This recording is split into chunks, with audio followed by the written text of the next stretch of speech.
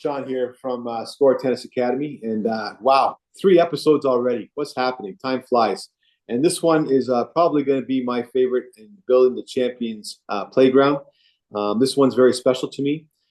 This gentleman that we're bringing on here today was my inspiration and my mentor and good friend, has become a good friend over the last 15, 16 years. You may have listened to my story last week. If you haven't, go back and take a look at it. This gentleman was the one who really drove everything I do when it comes to tennis. And I try and study everything he does. It's unbelievable. So I'm so excited to have Mr. Coach Heath Waters with us here today. Good morning, sir. Welcome. Good morning, Sean. How are you today? Awesome, my friend. I appreciate you joining us. I'm just going to get this light out of the way here so we're not hitting anybody in the face with it. I still need notes. I wish I could say I'm a genius and could just roll this off the top of my head, but not quite there yet. So thanks for joining us, my friend. And I'm great. Happy to be here. Looking forward to the new podcast that you started. It's exciting times.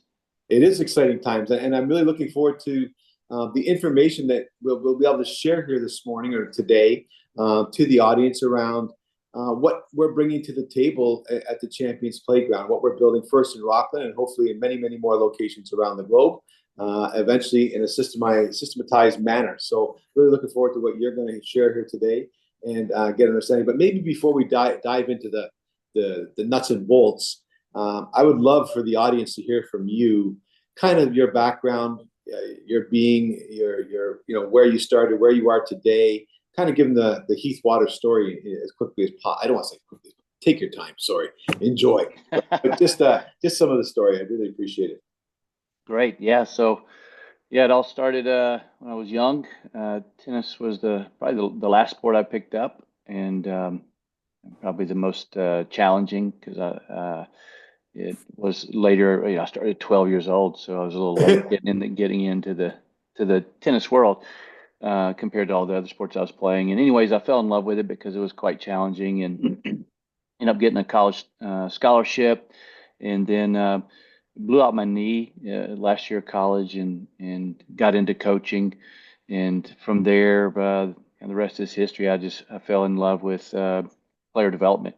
And in 1994, I started an academy in Atlanta, Georgia, and started with just 5 kids, and in 2 years we had 8 locations in 5 states in the United States. So it grew rapidly, and one of the things I learned early on was that no one really cared who you were, where you came from. If you did one thing, people would come, and that's simply if you got results, and that's kind of we kind of took a little bit of approach that was different at the time in Atlanta, and that's why we blew up pretty fast. And then fast forward a few years, I had 8 players, top 10 in the nation in the United States. They were all my private students, and that kind of helped build my reputation, and ended up getting on the tour and coaching for, gosh, about 15 years full time on the ATP and WTA tour. And here we go. Here I am today. Just loving now. Now when we started back in the day, we had 32 coaches, probably about 1,500. It ranged between 1,500 and 2,000 students full time, and so it was a fun operation. But we did things a little bit differently back then that allowed us to grow. That I look forward to sharing with you today. Wonderful, thank you. And let's talk quickly about your success. You talk about the success, and you went from 1994 from 1 or 2 students, or a small group of kids, to very quickly 8 academies. I'd love to learn more about how you managed it, just at the early stage, how you had some success with those kids, obviously, right? And then, but how did you get people to buy into what you were doing to get 8 academies? The buy-in really came from our students beating theirs. It's one of those. Yeah, really it is. I believe we started we were very professional from the get-go. After about 6 months of starting the academy, I brought my twin brother in, and he was a great business person. And so, when we were really small, we were creating a perception of professionalism that drew people in. But then also, because we were, it's kind of that if you can't beat them, kind of join them type of thing. But we actually created programming that actually wasn't being done at that time as much. Basically, we started putting a lot more time in than everybody else. And in the Atlanta area when we started, there wasn't many coaches going to tournaments, traveling with people. There were some good players in Atlanta, but as an example, the status quo back then was like going 2 to 3 days a week and maybe Saturday match play sessions or something like that. Yeah. And they were, practicing 2 hours a day on the court, and we came in right away and we upped the volume to even be in our academy back in '94. You had to start with 4 hours a day. You had to go minimum of 4 days a week. Yeah, it was required to take a private lesson because we feel like that is an instrumental part of growing your game, taking care of the micro details that can make a big difference in the end. And then we were at every tournament because what one does in practice isn't necessarily what they do under the duress of competition, which is the target environment is the tournaments. And so we wanted to be there and be hands-on in developing them and in growing their game every single point Yeah. throughout the most important time when they're actually, implementing what we do in practice. That's wonderful. And so you're kind of touching, if I'm hearing you correctly, you're kind of touching a little bit of your philosophy. Like there was some mandated stuff that was in there, 4 hours on court and being at the tournaments. Would you mind diving in a little deeper around your philosophy and kind of what we're going to bring to the Champions Playground? Because for those of you who don't know, Coach Heath is involved. He's been kind enough to be involved with this program or project, and it's his system that we will implement in even greater detail than we are today. So I'd love to hear more about your philosophy. Expand if you don't mind. Yeah, well, I have, philosophy first and foremost. Regarding the sport, you have to have fun. And so, but if you create a climate around fun, and it becomes a motivational climate. But in the end, we have philosophy that we instill in the kids that working harder than everybody else is fun. And if you can get that kind of implemented into the players' makeup and who they are, and they begin to love the hard work, then results start to pour if you've got the right information. And so, one of the things as far as like on court, the philosophy, basically what we did is we took the fundamental commonalities. The way I learned is not necessarily, I don't coach the way that I play. I don't coach the way that I was coached. Kind of the philosophical guidelines that I followed from the very beginning was taking whatever the top players in the world are doing, deriving their commonalities that are fundamental, and that's for technique, that's for tactics, footwork, psychological part of the game, all of that. And then we take that and disseminate it to our players. But first, what we did in that, I was really young when I started. I was 24 when I started the academy, but had a kind of a pragmatic, analytical mindset to the whole Yeah. game, and then took that and created a system. And so that is something that became very valuable because what it did is every coach that came us, and at the time, at our peak, we had 32 coaches with those 1,500 to 2,000 range students, and every coach to even become a coach, you had to be on the court with me starting out for 30 days, and then you would go and you would learn the system, and then you would go to wherever you were training the players at, whichever location. But the congruency of the coaching. So, for example, say one of the things that came into issue and still is an issue across the player development world is uh, say I'm working with a player and they have a really good forehand, but their backhand maybe they're struggling on, but their backhand maybe we worked on for a few months and it's become excellent. And I teach one way, which is back with the body, and then maybe another coach. And then say I leave town, and another coach comes in, and they totally kind of disagree with the philosophical structure of biomechanics that I was laying down with the player, right? Yeah. And they start giving their 2 cents, and maybe I'm trying to get them to take it back with their body, and they are trying to get them to do it with their arms. And so what happens is if you have several coaches that maybe are working with a player throughout the course of their career, confusion starts setting in. If you're teaching maybe what you think is sound fundamentals, and then another coach comes in and undoes what you've done, there creates this confusion not only with the player, which leads to lack of confidence, but also with the coaches and the parents, and then what happens, the strokes, the techniques, everything degrades because there's no standard. And so we're big into the term gold standards. And so what we did is we met with the biomechanicists and studied the films and created a biomechanical system that all of our coaches we trained and we all studied, and so they became in agreement with each other about what is biomechanically sound for injury prevention and for acquisition of power. So those are the two primary things that we try to do in all techniques. And then everybody got behind those. And now when I go out of town, if I'm keep coaching a forehand like this and somebody's going straight back, that doesn't happen. You can get a very similar, congruent information from the top all the way. Well, we didn't have a top and bottom. Every coach was the same. So it's from one side of the coaching spectrum to the next.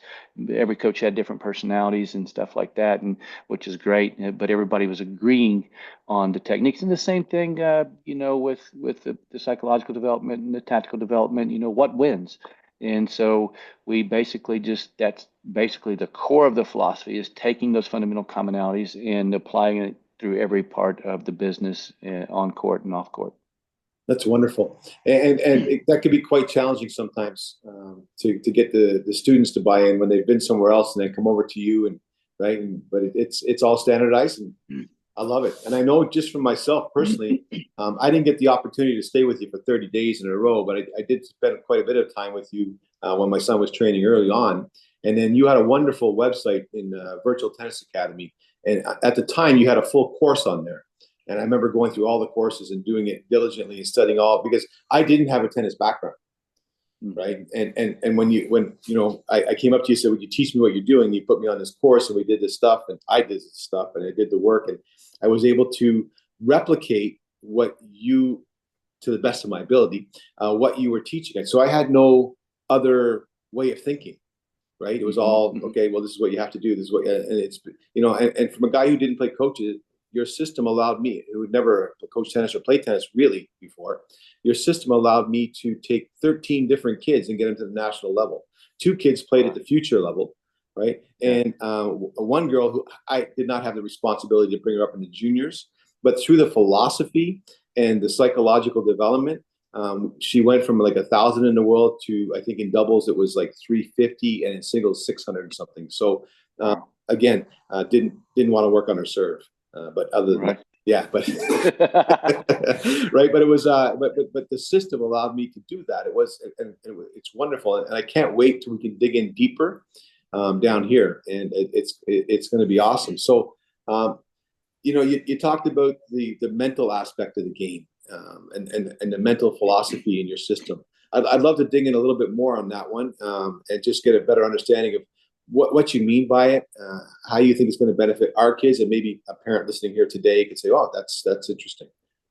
Yeah, to me, what I ended up doing is basically uh, flying around the United States anyway to some of the world's leading sports psychologists and just human sports performance scientists, and meeting with them. And I was coaching a lot because the psychological development part has evolved tremendously over the years. I think back in the day, I was young and fired up, and I was pretty tough on the kids, but I was with them every second. And when you get married and have kids, things change a little bit. I still when I do coaches, I do do that still a lot.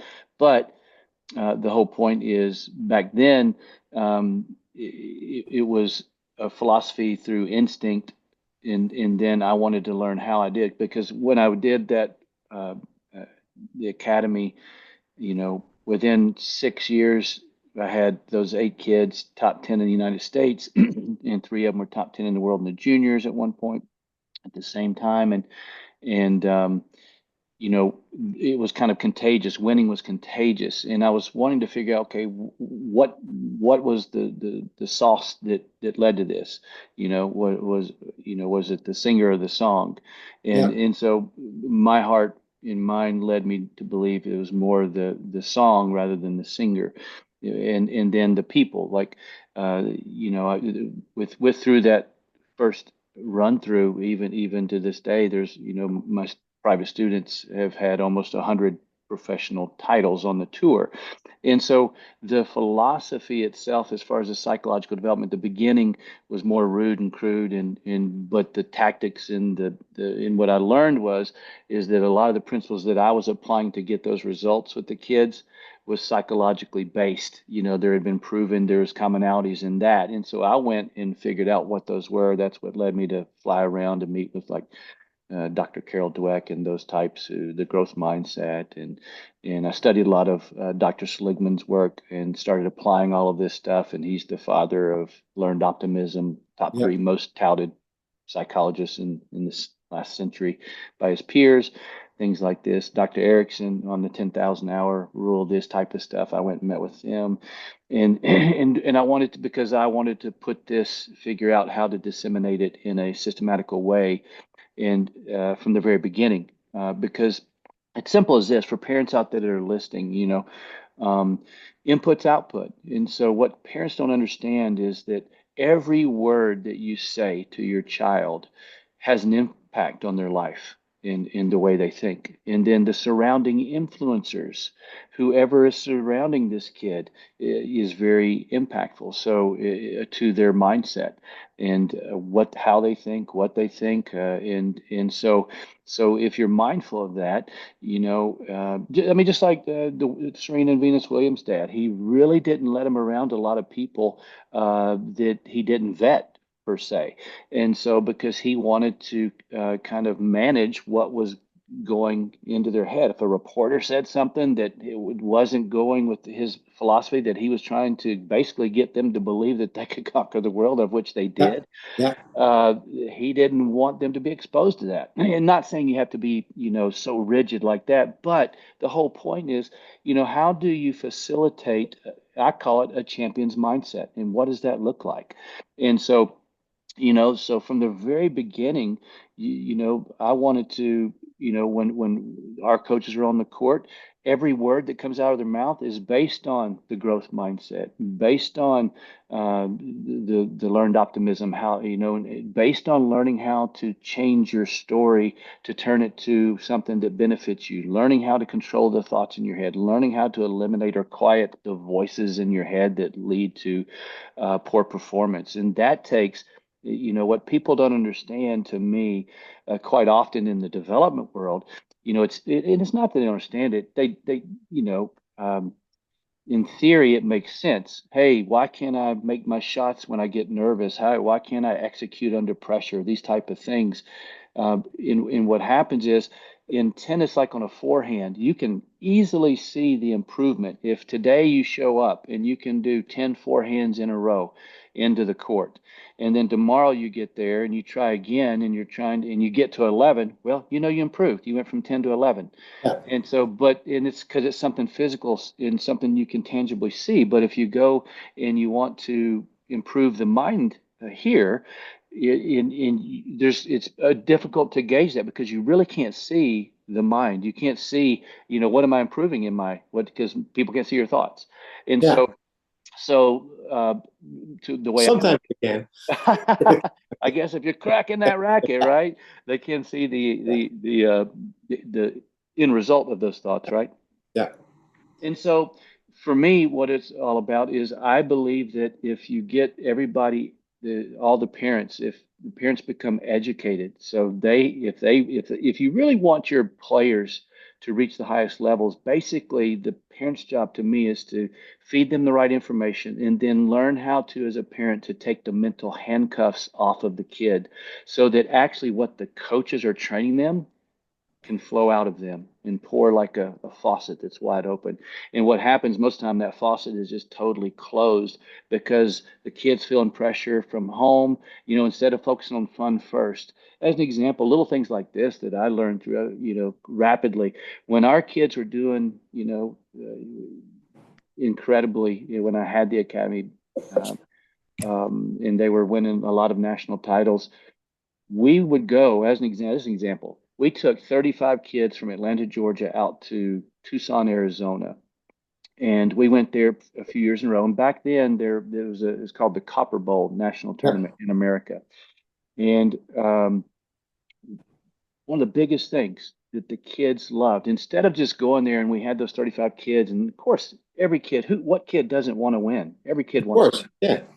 And so, but our main objective to go there was to have fun. And so, what do we mean by that? Well, one of our funnest, because we went there several years, but one of the highlights that I enjoyed the most was we rented horses and we went up on the mountain. And then everybody in all 35 kids, everybody got 10 cans. And then Ten, they ten, put 10 cans. 10 cans, just, Yeah. 10, the Yeah. metal cans. Yeah. And everybody put some artifacts in there and a little note and all that kind of stuff. And then we went up on the mountain and we dug holes and we buried those cans in there with the little kids. The kids were in love with it, but first of Yeah. all, they loved the horses. But then they went and they did something Different. like that different, Yeah. and they put all this stuff and then they buried it. And they're still up there somewhere. We haven't been there to dig them up or anything. And then all the dads and stuff, we'd go golfing after Yeah. we trained our butt off in the mornings and this and that, and we did Yeah. our 4 hours a day. But we went and then at evenings we all came together and we ate dinner together. And the tournaments, The experience. it was all about experience in making it like that motivational, that inspirational environment. But Yeah. everybody, the social part Yeah. of it was greater than everything else. But it really was about making memories and having fun. And then tennis was just a byproduct that everybody did. And it was like the gnashing of teeth. These kids were competitive, They won that tournament several years in a row in each age division. It was really fun. But part of the reason is because they were able, those mental handcuffs were off. There was no pressure, but we created environments of competitive. There was, there was no pressure from these are high performance kids, and Yes. there was no pressure from the parents at home to win, win, win, win, win, to do this. The Yeah. parents I took mean, the parents just took the handcuffs off. that was the goal. Now, of Yeah. course, there's no one's perfect, and, Yeah. and Of that course. stuff might happen once in a while. Yeah. But in general, all the parents, the kids, everybody bought into these principles, Yeah. and the fruition of it was domination. I mean, like I said, 8 of my students were top 10 in the nation. That's a rare feat, and Yeah. they actually were like iron, which sharpens iron. They made each other better in practice. Man, they hated to lose to each other.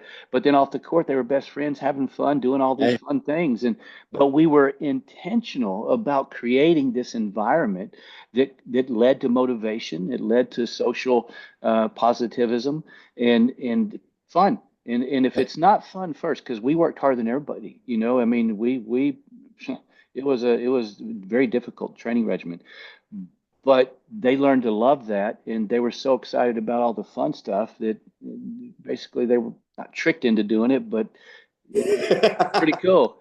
They didn't mind it. They didn't mind it. Yeah, it was a great byproduct when you're top 10 in the country, right? Or top five or whatever, winning nationals or whatever it is, right? So it's a great byproduct of fun. That's right. That's right. Yeah. Well, winning is very fun. So that Yeah. that But, that had that was the dessert for sure. yeah. Yeah. And just I don't want the young player that didn't win. How did they react in your system for Yeah. the most part? Here's the thing. We did love winning, but really we were so focused on growth that every single match we found a win. I love that. And so as an example, I mean, when our kids were playing, we were big into statistical data. So when one kid was playing, another kid was taking stats with pen and paper. Nowadays, you can do it in your phone. But the thing is they were competing against their own self-performance from their last match.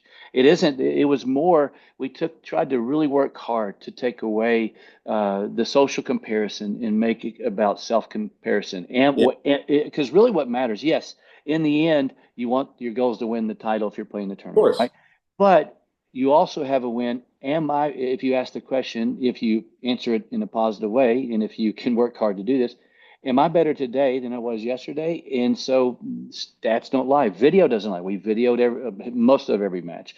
And Yeah, so, what you think you do and what you really do might be two different things. So video beautifully exposes that. And we would have film study days.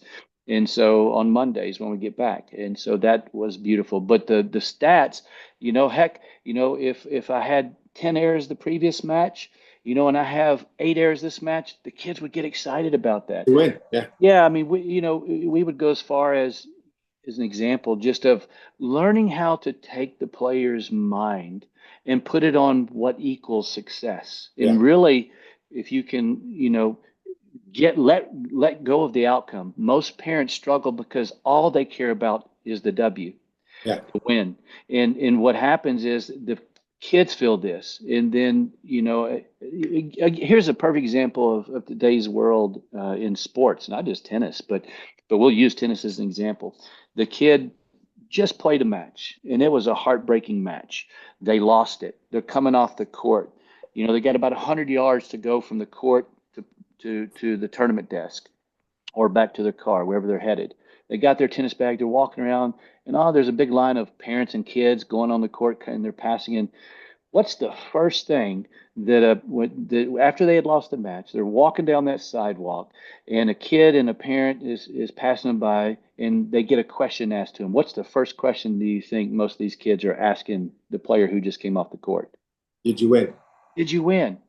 So right there, because probably they could see, but maybe, I mean, some people express that loss through emotions, or you can see Yeah, their face and tail, and some don't. But what the right questions that should be asked, instead of focused on the outcome, they should be asking, "Oh man, did you get better? What'd you improve? Did you yeah, have fun? yeah, Did you try your hardest, man? Did you go after it? Did you commit?" So instead of asking questions like this that are focused on the process, our society has created a culture of nothing matters about the outcome.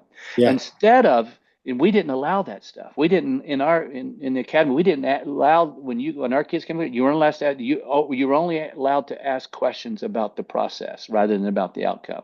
Yeah. And so, or about the performance, did Yeah. you get better? We use that to this day, Coach. Like, Yeah, what did you like best?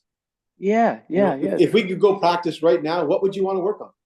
That's Right. right. That's right. So, and then I get, quite often I'll get the parent jumping and going, yeah, but you did, whoa, whoa, whoa, That's right. Well, and that's the thing. If you can keep, and that's for parents. If parents can help um, influence their kids and take their mindset towards self-performance Yes. rather than social comparison, comparing themselves to everybody else. If they can keep and work hard to keep proving yourself against your stuff. Now you can have social comparison is good if if I'm trying to get to gold standard serve statistics Yeah. of, that's 65% or better. We shoot for 75 in their system, right? Yeah. We want to make basically 3 out of 4 serves and start over first serves.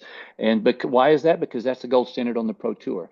Yeah. And if you can do that as a junior, because the way we look at it, you don't start acting as this is another philosophical point. Uh, you don't start acting like a pro. Most every kid that starts playing in a high performance level, everybody just about says, even if they don't understand what it means, they go, "What do you want to? What's your goal?" "Oh, I want to play Wimbledon, or I want to pro," or they don't even know what that means. But our job as coaches is to maybe help them, give them that information that if they so desire and give the effort, then they at least have the opportunity to pursue that. But but if you have a standard, that's when you'd use to compare yourself to for gold. Okay, great. That's what you're working towards. But But it's a statistical standard, that's right. 75%. right? It's a benchmark. Less than Focus in, one error per game, right? that's Unfortunately, right. That's benchmarks. right. That's right.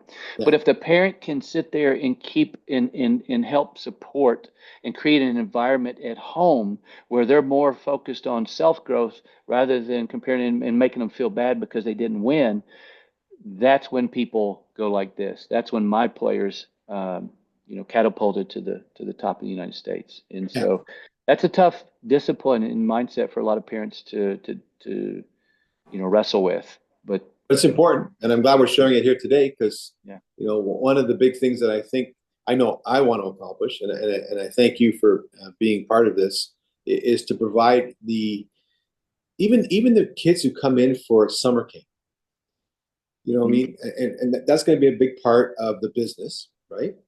Is to mhm, provide these kids with this type of philosophy and this type of mindset. And even, if they never played tennis past summer camp, maybe their parents picked up some lessons so they go somewhere, and maybe they don't need a lesson, but for those who may want it, right? They can go somewhere else and they're playing soccer, but they picked up that mindset to allow them, that child to take those, as you say, those handcuffs off and work from a growth mindset constantly, right? that's right. So, That's uh, right. Well, I that's the neat thing about systematizing something is that, it comes down to education, right? So educating the coaches on what is a champion's mindset, what language should coaches be using with players, what is, instead of just doing what you think, what has been proven to extract success or promote success in players. And then the parents, the same thing. Most parents have never been a parent before they're a parent. yeah, yeah. There's no manual. There's no manual.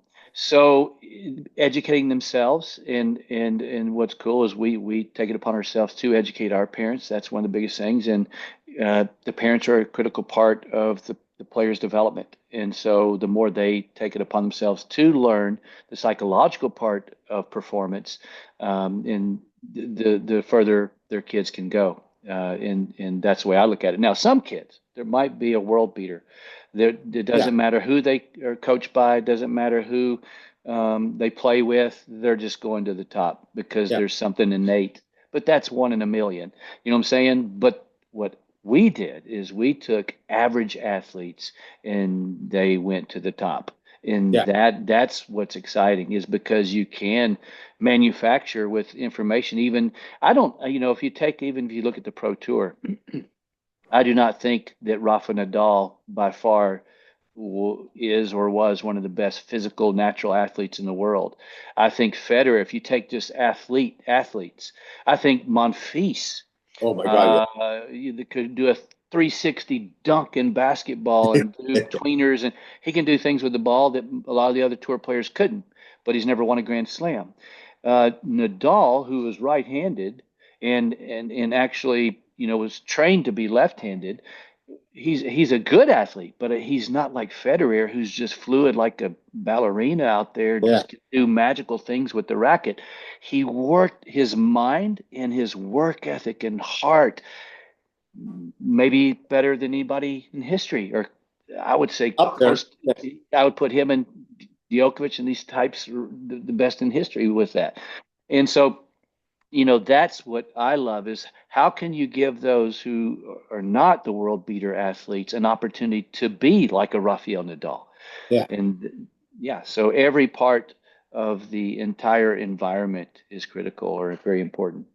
Wonderful. Yeah, no, it's so true. And then you talked about, let's go back to performance for a second. Hmm. You talked about standards and educating the parents. And I know from my perspective, it's a challenge sometimes. But what I witnessed firsthand with you is that, sometimes an athlete was asked to leave, Yeah. right? And I know Yeah, this on the performance side and you want to have fun, but there's a point in time where it could become poison with inside the academy, right? And that's right. that's still true. Or maybe you can explain. Yeah, the environment is important, and protecting that environment and a culture that you're trying to create. Now that's at the high performance. At the beginning, High you got performance. kids out there, you got 3-year-olds. I mean, they're kids. They're there to have fun. But Yeah. when we're talking about, high performance and people that are pursuing the highest levels, environment becomes critical to everything. So one rotten apple can spread like cancer in a virus throughout the entire culture. Yeah. And simply, in my opinion, it's best to have standards of conduct and a culture that everybody agrees to when they join in and are part of it. Because if you got one kid on the court who's cursing and throwing the racket and breaking rackets every day, sitting beside a little 8-year-old who's aspiring to be a great player, Yeah. that impacts their role modeling. And Yeah. so, I mean, we've been very fortunate the last several years to have the Andy Murrays and Djokovic and Nadal and Federer as role models because, for the most part, especially Federer and Nadal, and they've been just incredible role models Yeah. on and off the court for young students to follow. And just like now, Alcaraz in center seem to be Sure. Yeah. following suit. Yeah. You know, they're not going crazy and but they're able to perform at their highest levels more often because of their mental approach to the game. And that's kind of, so I think, creating an environment of fun. There's a delicate balance of fun, but strict, hardworking work ethic environment at the same time. And that is the art of creating a program in an environment that is irresistible for Yeah. for for players and coaches to want to be a part of, and parents, because Wonderful. they see the benefit of it. Yeah, I love it. And then let's talk about the Champions Playground for a second. Right. So as you know, we're diligently working away at getting this facility, first one built out in Rockland, Ontario. It's been exciting. Lots of work has happened. Paperwork is hopefully going to get signed closer to the end of this week that we can move forward to the next step. And fingers crossed, my friend. But all Yes. good. And new assets have been added where we can possibly add, at 62 acres, a ton of courts, both pickleball and tennis. And so one of the big things that I want to accomplish is to bring the ACE system that you developed across the board into the academy and produce, for me personally, champions, right? And to your point, let the little kids come in and explore tennis and have a great time and learn and get that athleticism developed at an early age and great attitudes. I'd love to learn more about your thoughts on how the ACE system can not just benefit, but what are your thoughts on how we're going to implement it in there? And yeah, I'll kind of let you take it from there. I really think, because you've had some thoughts on this and what we can do, and I'd love to hear. Yeah. Yeah.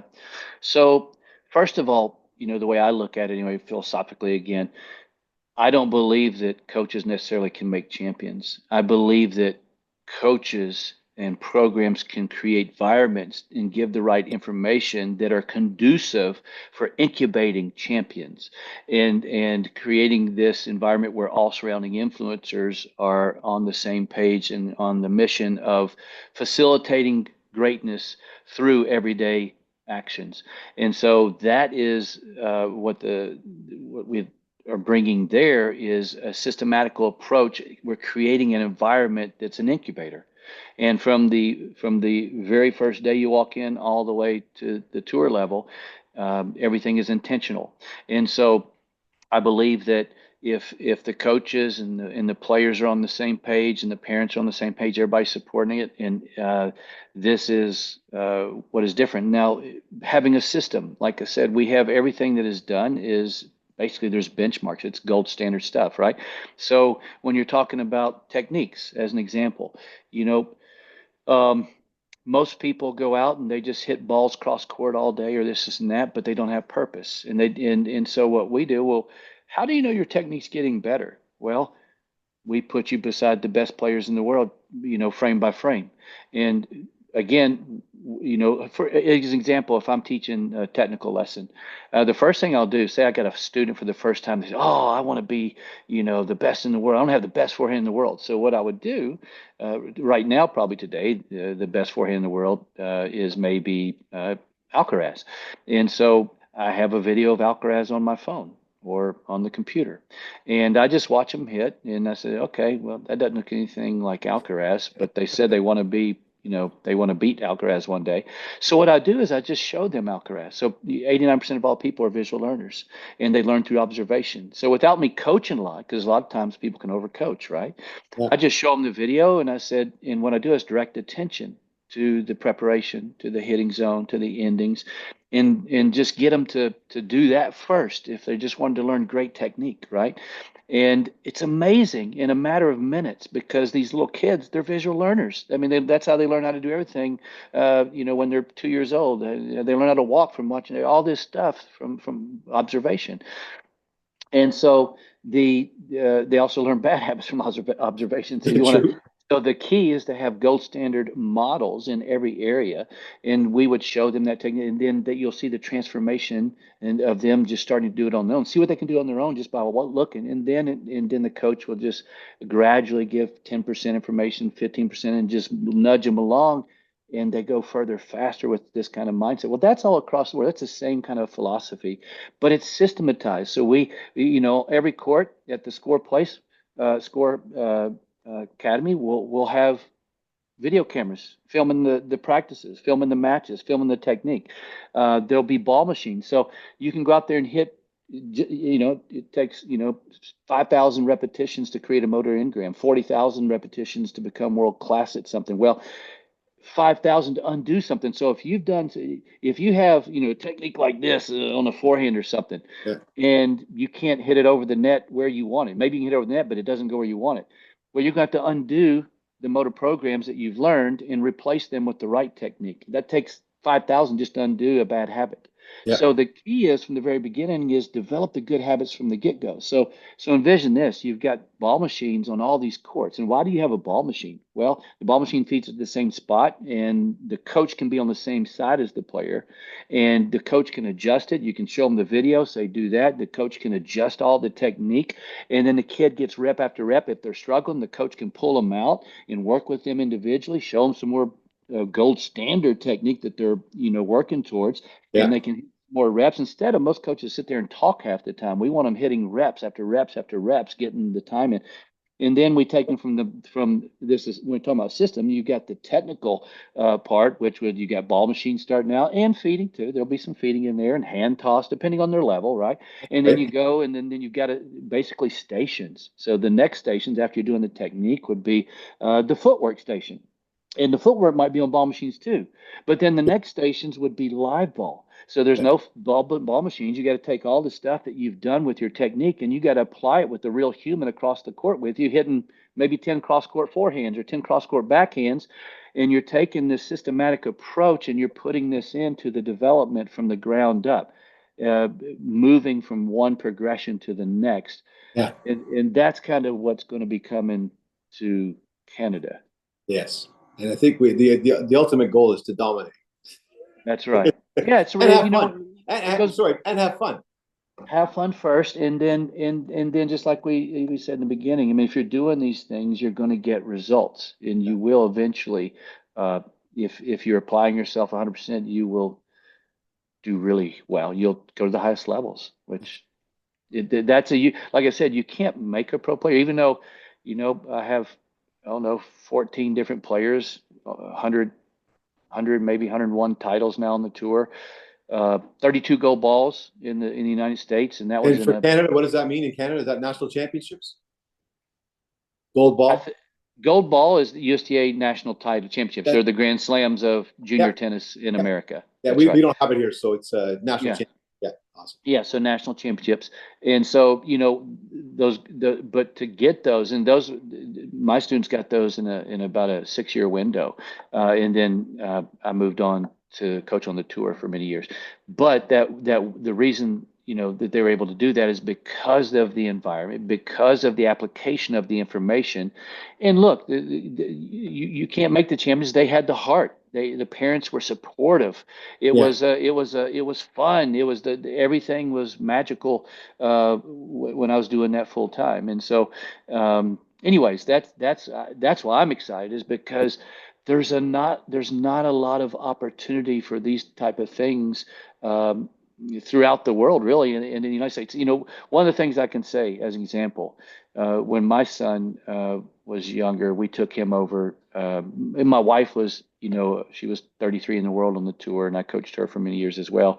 And I was coached on the tour for many years, but we wanted to take my son and expose him to the world's best coaches who had taken my students have beaten players in Grand Slams and seeds in Grand Slams, but they've never won a Grand Slam, my students. Yeah. And so we wanted to expose my son to coaches who had developed a kid from ground up to Grand Slam champions.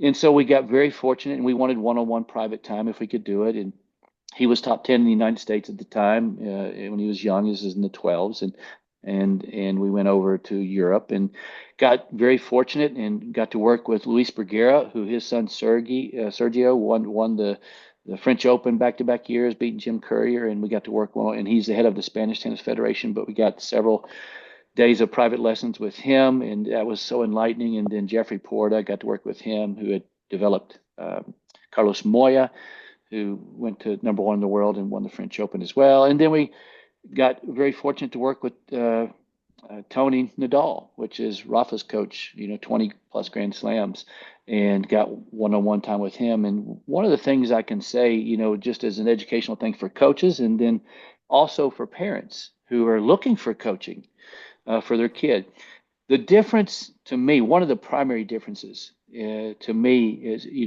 a lot of coaches just, they might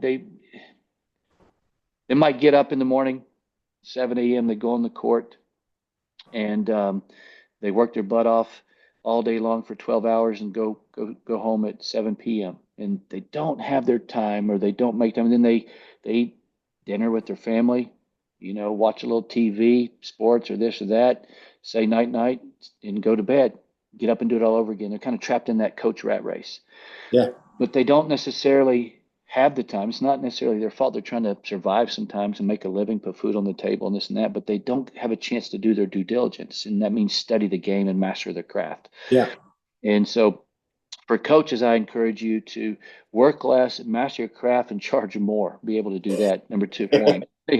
Number two, for the parents is, what you're looking for in programs from a coach's perspective. One of the commonalities that we discovered through that experience with working with Tony Nadal, Bergera, and these people, we even went to Moratoglu's and worked with some top coaches as well, was that the best coaches seem to be, to me, from what I observed, every ball coaches.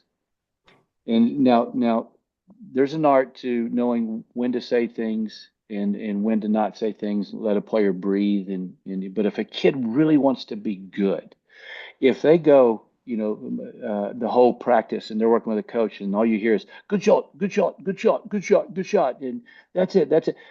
They're especially at the beginning phases of development, because there's a lot of learning that has to transpire. As they get better, there's maybe less talking, this and that. But what we discovered was that they did not let one ball go by. All of those coaches, Tony Nadal, same.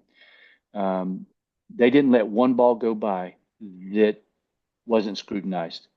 They're looking at your feet, your technique, your energy, your mindset, all of it.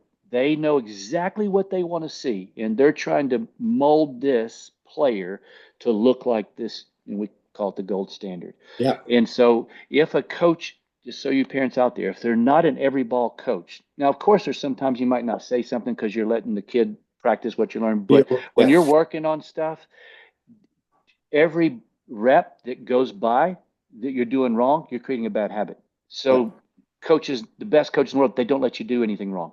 They only see right. They only see what the good is they want you to do. And so that's my suggestion. And you as coaches out there, if you're not an every ball coach, well, you might need to give more to your students and make sure that every ball, every rep is better to go further, faster. Love it. Listen, we're out of time. I really am so honored and privileged that you joined me here this morning. I think the information is valuable across the board. We are at Score Academy, are very excited to be putting more into play as we get the courts up, but we'll continue to grow every single day and become the best we can be. And so, but thank you so much for your time, my friend, and I hope we can have you back not too long from now. Sounds awesome. Look forward to being up there soon. Perfect, buddy. Thank you so much, my friend. Have a great day. Yes, sir. Thank you.